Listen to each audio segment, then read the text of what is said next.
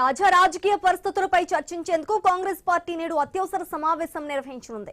AICC అధ్యక్షుడు మల్లికార్జున ఖర్గే అధ్యక్షతన జరిగే ఈ సమావేశానికి పీసీసీల అధ్యక్షులు, ఆయా రాష్ట్రాల వ్యవహారాలకు ఇన్ఛార్జీలుగా ఉన్న ప్రధాన కార్యదర్శులను ఆహ్వానించారు.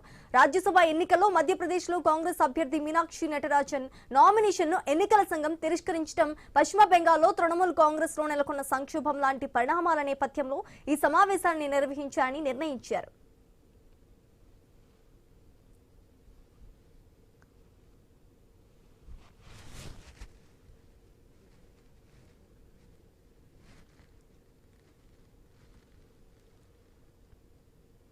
తాజా రాజకీయ పరిస్థితులపై చర్చించేందుకు కాంగ్రెస్ పార్టీ నేడు అత్యవసర సమావేశం నిర్వహించనుంది.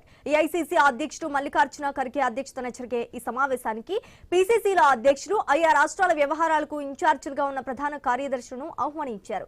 ఇక ఇదే అంశానికి సంబంధించి మరింత సమాచారం మా తెలంగాణ బ్యూరో చీఫ్ కిరణ్ అందిస్తారు. కిరణ్, నేడు ఢిల్లీలో కాంగ్రెస్ పార్టీ అత్యవసర సమావేశం కానుంది. ఏఐసీసీ అధ్యక్షులు మల్లికార్జున ఖర్గే నేతృత్వంలో కూడా ఈ సమావేశం జరిగింది. ఈ సమావేశానికి సంబంధించి ఆయా రాష్ట్రాలకు సంబంధించిన పీసీసీ అధ్యక్షులు కావచ్చు, రాష్ట్రాలకు సంబంధించిన ఇన్ఛార్జీలు, అదేవిధంగా ప్రధాన కార్యదర్శులు, ముఖ్య నేతలు హాజరు కానున్నారు. ముఖ్యంగా ఈ ఏదైతే మధ్యప్రదేశ్ రాజ్యసభ ఎన్నికలకు సంబంధించి కాంగ్రెస్ అభ్యర్థి మీనాక్షి నటరాజన్ ఏదైతే నామినేషన్ తిరస్కరించారనే అంశం సంబంధించి కావచ్చు, ఇటు తృణమూల్ కాంగ్రెస్ అంటే పశ్చిమ బెంగాల్లో తృణమూల్ కాంగ్రెస్ లో నెలకొన్నటువంటి సంక్షోభం సంబంధించి కావచ్చు, ఈ అత్యవసర సమావేశం అయితే నిర్వహించినట్టుగా తెలుస్తా ఉంది. ఏదైతే ముఖ్యంగా ఇటు మధ్యప్రదేశ్ సంబంధించి బీజేపీ ఎంపీ కైలాష్ కొన్ని కీలకమైనటువంటి వ్యాఖ్యలు చేశారు.